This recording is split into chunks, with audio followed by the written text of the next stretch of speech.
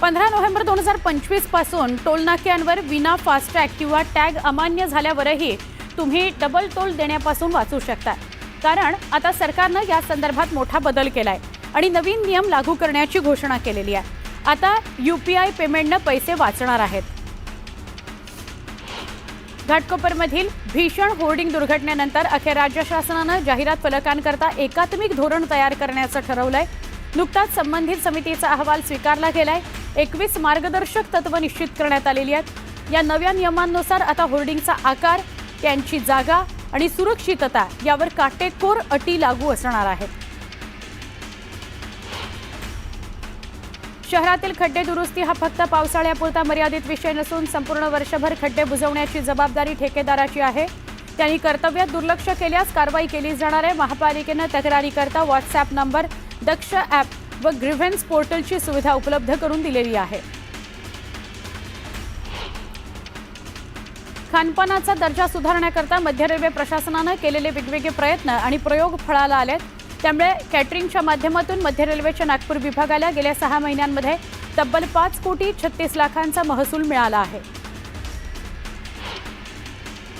मुंबई महानगरपालिकेतील आरोग्य संस्थांमधील रेबीज प्रतिबंधक लसीकरण केंद्र, लसीकरण आणि उपचार, लसीकरण आणि मोहीम, रेबीज प्रतिसाद पथक, श्वान नियंत्रण युनिट,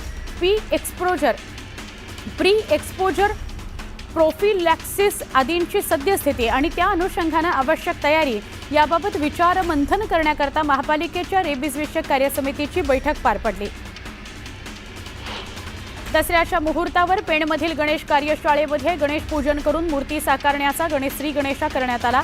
भाद्रपद गणेशोत्सवापर्यंत तब्बल 11 महिने पेणच्या 1300 कार्यशाळांमध्ये हा दिनक्रम सुरू राहतो।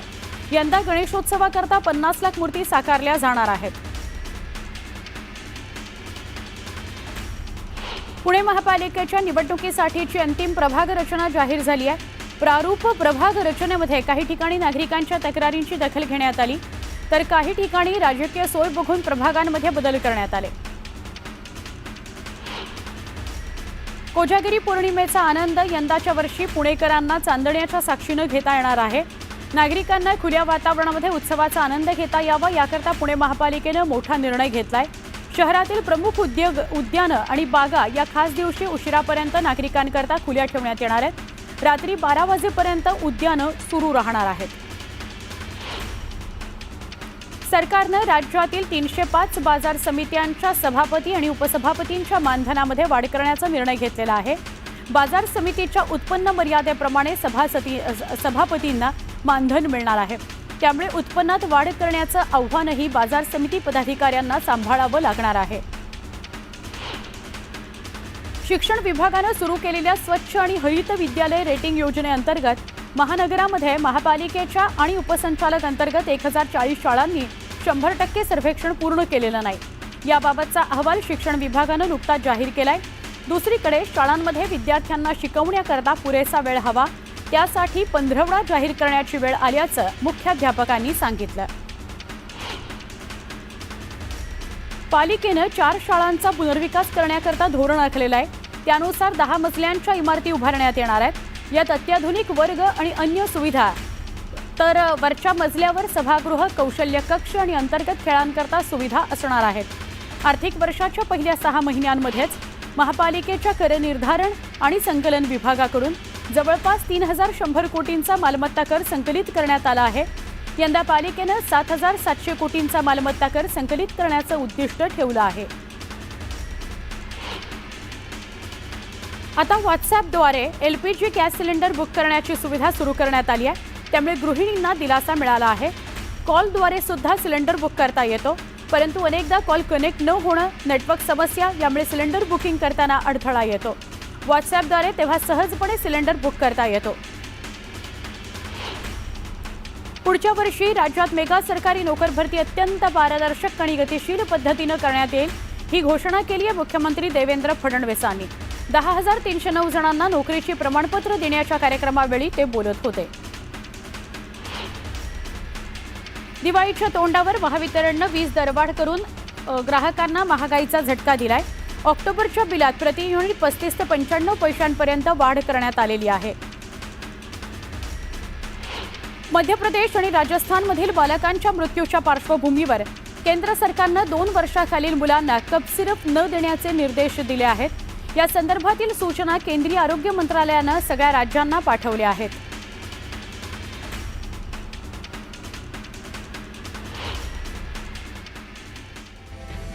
एक महत्त्वाची बातमी आपण स्क्रीनवर बघतोय। ब्रेकिंग न्यूज आहे। मुंबई जवळचं उपनगर मीरा भाईंदर, या मीरा भाईंदरमध्ये काही दिवसांपूर्वी एका उच्चभ्रू सोसायटीमध्ये गरबा खेळत असताना लोकांवर अंडी फेकण्यात आली। अत्यंत धक्कादायक प्रकार जेपी नॉर्थ सिटी सोसायटीमध्ये ही घटना घडली होती। या सोसायटीत मंत्री नितेश राणे गेले होते। त्यांनी भेट दिली आणि कडक इशारा दिलेला आहे तिथल्या स्थानिकांना की हिंदूंना जर पुन्हा त्रास झाला तर थैथयाट होईल। माझ्या कुठल्याही समाजाला वाकड्या नजरेनं जर बघितलं तर खूप त्रास होईल असं राणे म्हणाले। जिहादी लोक विसरलेत की ते हिंदू राष्ट्रात राहत आहेत, इथं फक्त हिंदूंचं हित बघितलं जाणार आहे असं राणेंनी म्हटलं आणि संताप व्यक्त केला।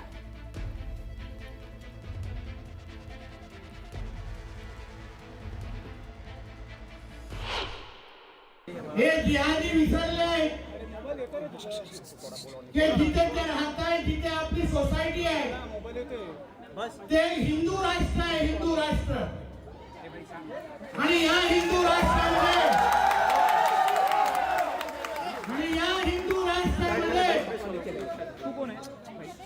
पहिला हिंदूंचं हित बघितलं जाणार, मग सगळ्या जणांना मोजलं जाणार आहे तरी लक्षात ठेवावा। गुरुकुंज मोझरी इथं राष्ट्रसंत श्री तुकडोजी महाराजांच्या 57व्या पुण्यतिथी महोत्सवाला प्रारंभ झाला। यावेळी मोठ्या संख्येने भाविकांनी हजेरी लावली। पुण्यातील श्रीमंत दगडूशेठ गणपती मंदिरात सुरक्षा यंत्रणांचं मॉकड्रिल पार पडलं। पुणे पोलीस आणि केंद्रीय यंत्रणांकडून हे मॉकड्रिल करण्यात आलं। काल मध्यरात्री 1 वाजताच्या दरम्यान हे मॉकड्रिल करण्यात आलं। 2005 मध्ये स्थापन केलेले महाराष्ट्र राज्य फलोत्पादन आणि औषधी महामंडळ बंद करण्याचा निर्णय राज्य सरकारनं घेतलाय।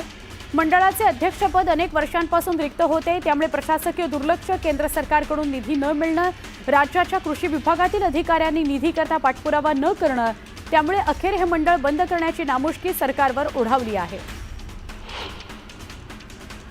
नाशिक त्र्यंबकेश्वर सिंहस्थ कुंभमेळ्यासाठीची पायाभूत सुविधांची सगळी कामं दर्जेदार आणि गतीनं पूर्ण करण्यात यावीत, असे निर्देश मुख्यमंत्री देवेंद्र फडणवीस यांनी दिलेत। नाशिकमधील नवीन रिंग रोडचं काम कोणत्याही परिस्थितीत पूर्ण करावं, तसंच साधुग्राम टेंट सिटीसाठीचं भूसंपादनाचं काम गतीनं पूर्ण करावं, असे निर्देश सुद्धा त्यांनी दिले आहेत।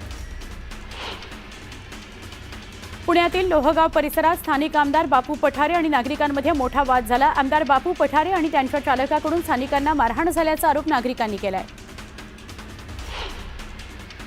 भाजपच्या वतीनं संभाजीनगर जिल्ह्यातल्या सिल्लोड इथं आमदार केणेकरांच्या उपस्थितीत व्यापारी मेळाव्याचं आयोजन करण्यात आलं होतं। जीएसटी कपातीमुळे कृषी उत्पादन, वस्त्रोद्योग, आरोग्य या क्षेत्रांचा फायदा झाल्याचं त्यांनी सांगितलं। ज्येष्ठ अभिनेते पद्मश्री अशोक सराफ यांना संगीत सूर्य केशवराव भोसले स्मृती पुरस्कार प्रदान करण्यात आला। कोल्हापुरामध्ये अखिल भारतीय मराठी नाट्य परिषदेच्या वतीनं हा पुरस्कार सोहळा झाला। 78 वर्षांनंतरही गोंदियातील चुंभरी या गावात जायला रस्ता किंवा पूल नाहीये, त्यामुळे अनेक नागरिकांचा मृत्यू होतो।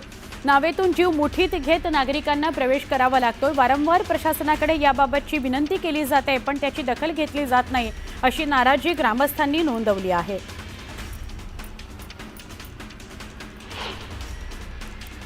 एक सविस्तर बातमी बघूया। रायगड जिल्ह्यातून ही बातमी आहे। रायगड जिल्ह्यातल्या माणगाव तालुक्याच्या पन्हळघर या झोरेवाडीत अचानक ढगफुटी सदृश्य पाऊस झाला। पन्हळघर झोरेवाडीत ढगफुटी सदृश्य पाऊस झाल्यामुळे तिथले नदी नाले दुथडी भरून वाहू लागलेले आहेत। नदी आणि नाल्यांना, ओढ्यांना प्रचंड पाणी आलेलं आहे। या पाण्याला मोठा प्रवाह देखील आहे, त्यामुळे ग्रामस्थ थोडेसे भयभीत झालेले आहेत। तर धाराशिव जिल्ह्यातील कळंबा तालुक्यातील खामसवाडी गावात सुद्धा मुसळधार पाऊस झालाय। मोहा, खामसवाडी, शिळका, धानोरा, मंगरूळ या भागामध्ये मुसळधार पाऊस पडलाय। या पावसामुळे अनेकांच्या शेतशिवारात पाणी शिरलंय। अनेकांच्या अंतर्गत जे रस्ते आहेत, गावं जोडणारे जे रस्ते आहेत, त्याच्यावरही पाणी आलंय, त्यामुळे अनेकांची वाहतूक बंद झालेली आहे। रस्ते सगळे वाहतुकीकरता ब्लॉक झालेले आहेत।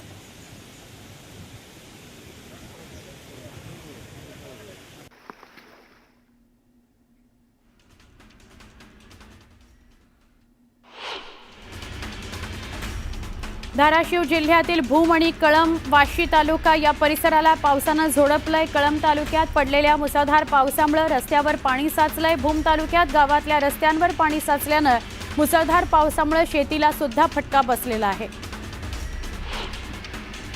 अरबी समुद्रात निर्माण झालेल्या शक्ती चक्रीवादळाचा परिणाम 7 ऑक्टोबरपर्यंत मुंबई, ठाणे, पालघर, रायगड, रत्नागिरी, सिंधुदुर्ग या किनारपट्टी लगतच्या जिल्ह्यांमध्ये मुसळधार पाऊस पडतोय। त्यामुळे मच्छीमारांनी पुढील काही दिवस समुद्रात मासेमारी करता जाऊ नये असं आवाहन करण्यात आलंय।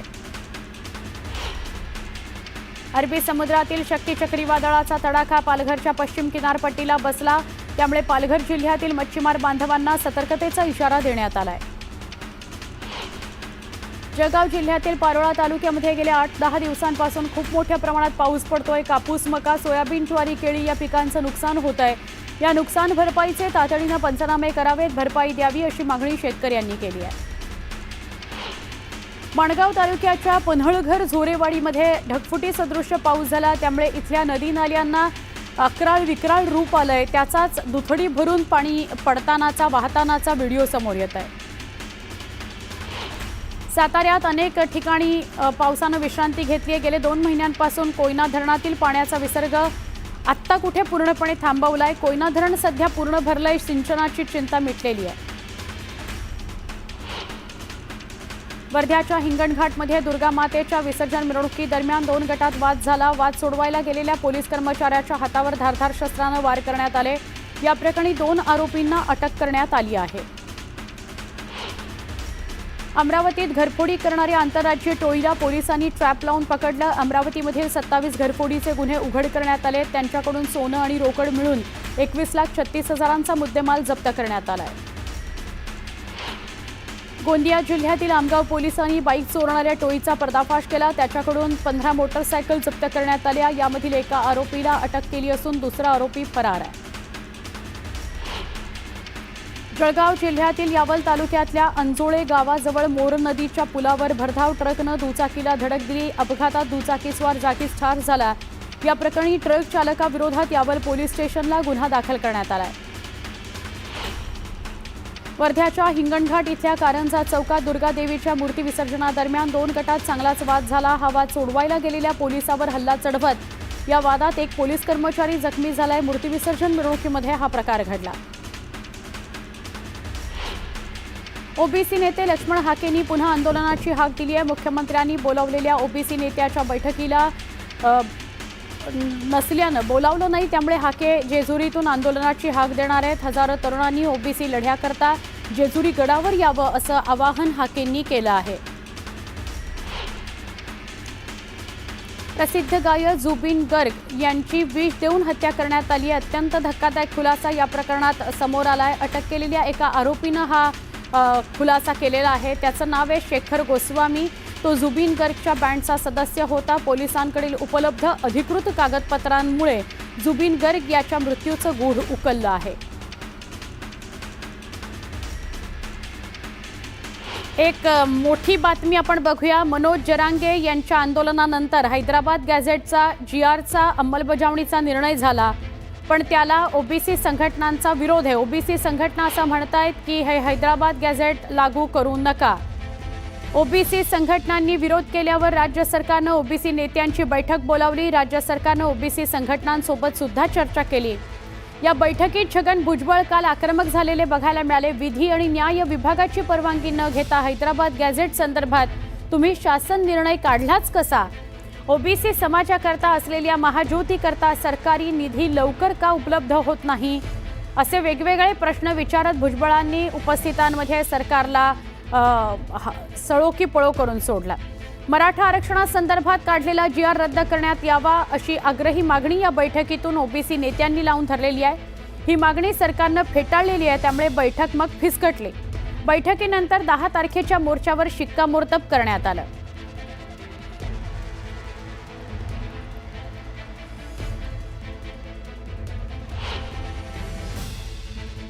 मी पण मागणी केली आणि पंकजाताईंनी सुद्धा मागणी केली की 2014 पासून मराठ्यांना किती ओबीसी प्रमाणपत्र दिलेत, कुणबी प्रमाणपत्र दिलेत, त्याची श्वेतपत्रिका काढा, ही सुद्धा मागणी केली।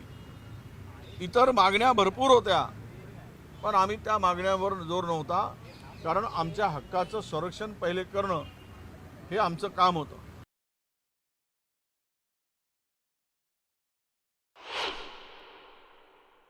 दहा तारखेचा मोर्चा जो ओबीसी संघटनांनी कॉल केला आहे तो मोर्चा मात्र परत घ्यावा. राज्याची पूर परिस्थितीचा विचार करून हा मोर्चा परत घ्यावा अशी विनंती माननीय मुख्यमंत्री महोदयांनी विजय वडेट्टीवार आणि सर्व शिष्टमंडळाला केली आहे. माझी विनंती आहे की तो 2 सप्टेंबरचा GR रद्द करा आणि 10 सप्टेंबरपर्यंत आम्हाला 10 ऑक्टोबरपर्यंत आमचा मोर्चा 10 ऑक्टोबर लावणार आहे आणि 10 ऑक्टोबरला तो निर्णय घेऊन तुमचा प्रतिनिधी घेऊन मोर्चात पाठवा, श्वेतपत्रिका काढून, आणि तो 2 सप्टेंबरचा GR रद्द करून मोर्चात पाठवा. मोर्चामध्ये आम्ही त्यांचं स्वागत करू, येणाऱ्या प्रतिनिधींचा, आणि सरकारने घेतलेला निर्णय त्याचंही स्वागत करू. ज्या जातीचा नेता मराठ्यांच्या पोरांच्या जातीच्या आणि आरक्षणाच्या विरोधात जाईल तो अडथळा मराठ्यांनी दूर करत जायचा, कधीच विसरायचं नाही, सोडून द्यायचं नाही. कडवट आणि कट्टर मराठ्यांनी बनायचं हे ध्यानात ठेवा. जे मराठ्यांचे नेते मराठा आरक्षणाच्या विरोधात जाते त्याला संपवायचं. वेगवान स्वरूपातल्या बातम्या बघतोय. बातमी आहे रायगडची. रायगड जिल्ह्यात शिंदेंची शिवसेना आणि अजित पवारांच्या राष्ट्रवादी काँग्रेसमधील वाद विकोपाला गेलाय. राष्ट्रवादी काँग्रेसचे जिल्हा प्रवक्ते धनंजय देशमुख यांनी आमदार महेंद्र दळवींवर केलेली टीका दळवी समर्थकांना झोंबली. वैयक्तिक टीका सहन करणार नाही असा इशारा शेकडो कार्यकर्त्यांनी एकवटून दिला. पुण्यात उद्धव ठाकरेंचा सत्कार करण्यात आला. मणिपूरच्या एका भगिनीनं सत्कार केला. निशब्द झाले उद्धव ठाकरे. मणिपूर पेटला असताना मी काही करू शकलो नाही याचं मला वाईट वाटतं अशा भावना त्यांनी व्यक्त केल्या.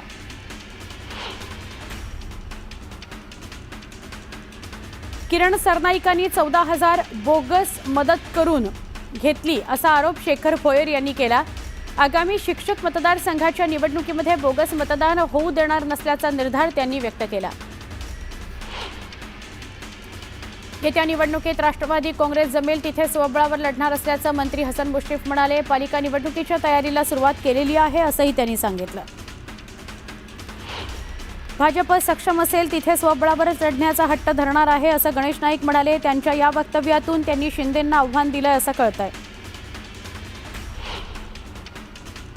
वंशावळ निश्चित झाल्यास त्या आडनावाच्या सगळ्यांना प्रमाणपत्र दिलं जाणार आहे. राधाकृष्ण विखे पाटलांनी तसं म्हटलंय. तर हैदराबाद गॅझेट लागू करण्याची प्रक्रिया सुरू असून सरकार आपल्या निर्णयावर ठाम आहे असंही विखेंनी सांगितलं. ओबीसी बैठकीतून डावलल्यानं राष्ट्रवादी काँग्रेस आक्रमक झाली. फडणवीसांची ओबीसी आरक्षणावर दुटप्पी भूमिका आहे असं राजपूरकर म्हणाले.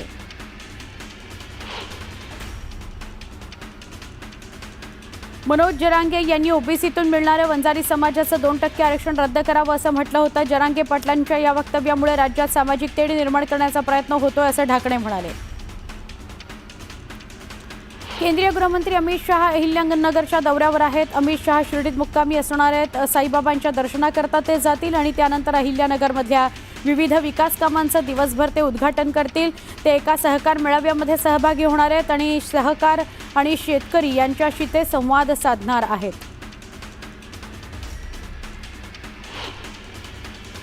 नवी मुंबई विमानतळाचं उद्घाटन 8 ऑक्टोबरला होत आहे. पंतप्रधान नरेंद्र मोदींच्या हस्ते हे उद्घाटन होणार आहे. या विमानतळाला दी.बा. पाटील यांचं नाव देण्यासंदर्भातला या संदर्भात शिक्कामोर्तब होऊ शकतं. चोपडा कृषी उत्पन्न बाजार समितीसारखा प्रत्येक मार्केट कमिटीनं काम करावं असं मत मंत्री गुलाबराव पाटलांनी व्यक्त केलं. शॉपिंग कॉम्प्लेक्स हॉलसह विविध विकास कामांचं भूमिपूजन गुलाबराव पाटलांच्या हस्ते पार पडलं. यावेळी ते बोलत होते. धाराशिवमध्ये आमदार राणा पाटलांच्या कार्यक्रमात गोंधळ झाला. काही महिलांनी कार्यक्रमाला विरोध केला. आमदार राणा पाटील कार्यक्रम सोडून निघून गेले. भिवंडीच्या पिंपलासमध्ये संत समितीच्या अधिवेशनाचं आयोजन करण्यात आलं होतं. या अधिवेशनात 127 संप्रदायातील शेकडो साधू संत सहभागी झाले होते. शिवरूपानंद या महाराजांनी या अधिवेशनाचं आयोजन केलं होतं. सोलापूर जिल्ह्यातील कोबी उत्पादक शेतकरी उद्ध्वस्त झालाय. कुरोली तालुक्यामध्ये अर्धा एकर कोबीचं नुकसान झालंय, पण शेतकऱ्याला पंचनाम्यापासून वंचित ठेवल्यानं शेतकरी हवालदिल झालाय. अतिवृष्टीमुळे भातशेती उद्ध्वस्त झाली आहे. हातातोंडाशी आलेलं पीक पावसामुळे मातीमोल झालंय. मात्र काही ठिकाणी शेतकऱ्यांना मदत मिळतेय, काही ठिकाणी मिळत नाहीये. ही मदत तुटपुंजी असल्याचं म्हणत पेरणीचा खर्च तरी काढणार कसा, असा सवाल शेतकऱ्यांनी केला. मराठवाड्याला पावसानं झोडपल्यामुळे अनेकांची घरं आणि शेती उद्ध्वस्त झाली. पूरग्रस्तांकरता साताऱ्यातील कराड तालुक्याच्या प्रत्येक गावातून आणि शहरातून जीवनावश्यक साहित्य जमा करण्यात आलं. मराठवाड्यातील शिरूर, कासार, जाट, नांदूर, पाटोदा या गावांसह अनेक ठिकाणी हे साहित्य पोहोचवलं जाणार आहे. अकोल्यातही अतिवृष्टी झाली. फळबागांना फटका बसला. संत्र्याची झालेली गळती आणि पीक विमा न मिळाल्यानं संतापलेल्या शेतकऱ्यानं जेसीबीच्या माध्यमातून संत्र्याची झाडं उद्ध्वस्त केली. हिंगोलीच्या औंढा नागनाथ इथं शालेय विद्यार्थ्यांनी राज्यातील पूरग्रस्तांना मदतीचा हात दिला. नागेश्वर विद्यालयाच्या विद्यार्थ्यांनी शहरातून मदत फेरी काढली. या मदत फेरीच्या माध्यमातून मुख्यमंत्री सहाय्यता निधीकरता 13,000ची रक्कम जमा करण्यात आली. अतिवृष्टी आणि पूर परिस्थितीमुळे बीडच्या कपिलधारवाडीमध्ये रस्त्यांना भेगा पडलेल्या आहेत. घरांना तडे गेलेले आहेत. त्यामुळे भूस्खलनाचा धोका निर्माण झालाय. गावकऱ्यांमध्ये भीती आहे. भिवंडीत धर्मांतराचा डाव हिंदुत्ववादी संघटनेनं उधळून लावला. या प्रकरणात 3 जणांना पोलिसांनी अटक केली. अटक केलेल्यांमध्ये एका अमेरिकन नागरिकाचा समावेश आहे. भिवंडीच्या येवई परिसरामध्ये मुंबई नाशिक महामार्गावर भरधाव वाहनानं 10 वर्षाच्या मुलीला धडक दिली. यात मुलीचा मृत्यू झाला. उल्हासनगरच्या महिला सुधारगृहातून 12 महिला पळाल्या. अत्यंत धक्कादायक घटना. 12पैकी 6 महिलांना शोधण्यात यश आलं. या घटनेमुळे महिला सुधारगृहातील सुरक्षेचा प्रश्न ऐरणीवर आला आहे. अहिल्यानगरमधील MIDC पोलिसांनी बोल्हेगाव फाटा परिसरात हातात कोयता घेऊन दहशत माजवणाऱ्या इसमाला पोलिसांनी रंगेहात पकडले. पोलिसांना पाहून संबंधित इसमानं पळ ठोकण्याचा प्रयत्न केला.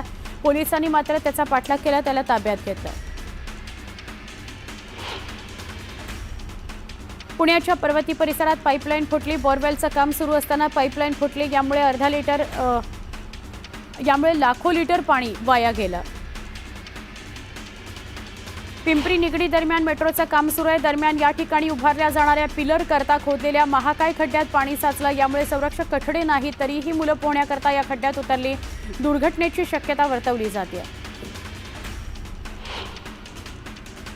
अंबरनाथच्या ढवळेपाडा गावात जिल्हा परिषदेच्या शाळेची इमारत 6 महिन्यांपूर्वीच तयार करण्यात आली आहे. मात्र या घटनेनं उद्घाटन न झाल्यानं विद्यार्थ्यांना पत्र्याच्या छताखाली बसवण्यात आलं. तातडीनं नव्या इमारतीत शाळा सुरू करण्याची मागणी करण्यात आली आहे. परभणीच्या राजवाडी परिसरातील रस्त्यावरील पुलाचे कठडे वाहून गेले. त्यामुळे अपघाताचा धोका वाढला आहे. नागरिकांनी चिंता व्यक्त केली आहे. तातडीनं कठडे दुरुस्त करावेत अशी मागणी करण्यात आली आहे. वर्धा जिल्ह्यातील उमेदवारांना नियुक्तीपत्राचं वाटप करण्यात आलं. पालकमंत्री पंकज भोयर यांच्या हस्ते नियुक्तीपत्र प्रदान करण्यात आलं. 55 जणांना अनुकंप तत्वावर नोकरी आणि 94 उमेदवारांना शासकीय नोकरीचे आदेश देण्यात आले. महादेव मुंडे हत्या प्रकरणाचे आरोपींनी अद्यापही अटक झालेली नाही. या प्रकरणाचा तपास जलद गतीनं करण्याची मागणी ज्ञानेश्वरी मुंडेंनी मुख्यमंत्र्यांकडे केली. मनसरमध्ये वाहनाचा धक्का लागला. कारणावरून दोघांना बेदम मारहाण करण्यात आली. मारहाणीत एकाचा मृत्यू झाला. या प्रकरणात पोलिसांनी दोघांविरोधात गुन्हा दाखल केलाय. एकाला ताब्यात घेतलाय. सांगली जिल्हा मध्यवर्ती बँकेच्या नोकर भरतीला सहकार विभागानं परवानगी दिली आहे. 559 पदभरतीला सहकार खात्याकडून मंजुरी मिळालेली आहे. ही माहिती दिली सुनील फराटे यांनी.